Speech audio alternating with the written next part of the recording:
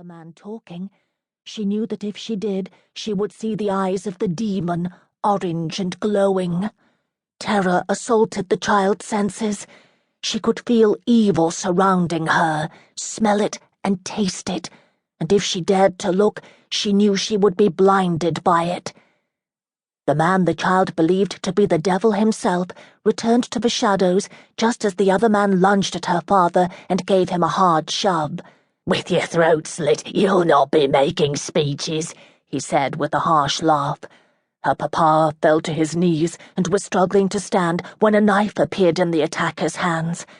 An ugly, mean laugh permeated the foyer, echoing around the walls like 100 sightless ghosts screeching at one another. The man flipped the knife from one hand to the other and then back again as he slowly circled her father. "Papa, I will help you," the girl whimpered as she reached for the pistol. It was heavy and as cold as if it had been lifted from the snow, and she heard a clicking sound when one of her chubby fingers slid through the circle underneath. Her arms were outstretched and stiff, and her hands trembled with fear when she pointed the weapon in the general vicinity of the two men struggling. She slowly started to walk toward her father to give the weapon to him, but stopped abruptly when she saw the stranger plunge the long, curved knife into her papa's shoulder. The child screamed in agony. "Papa, I will help you, Papa." The little girl's sob, full of terror and despair, penetrated the harsh grunts of the two combatants.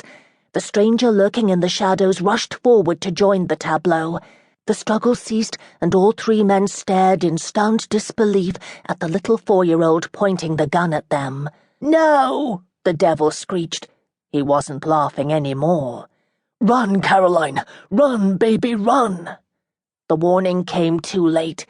The child tripped over the hem of her gown as she rushed toward her father. She instinctively grasped the trigger of the pistol when she fell, and then closed her eyes against the explosion that reverberated as obscenely as the demon's laughter throughout the foyer. The little girl opened her eyes and saw what she had done, and then she saw nothing more. Chapter 1. England, 1802. Gunshots shattered the silence, disrupting the peaceful ride through the English countryside. Caroline Mary Richmond, her cousin Charity, and their black companion Benjamin all heard the noise at the same instant. Charity thought the sound was thunder and looked out the window. She frowned in confusion, as the sky above was as clear and blue as the finest of fall's days.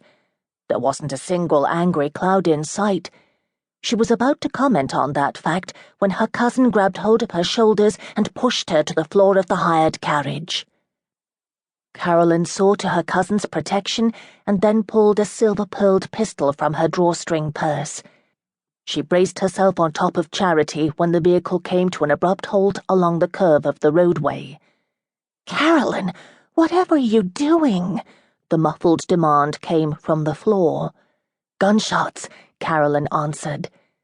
Benjamin, seated across from his mistress, readied his own weapon and cautiously peered out his open window.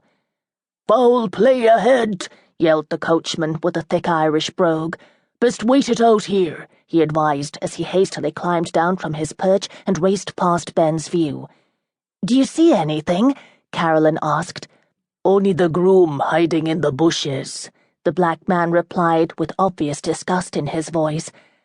"I can't see anything," Charity remarked in a disgruntled voice.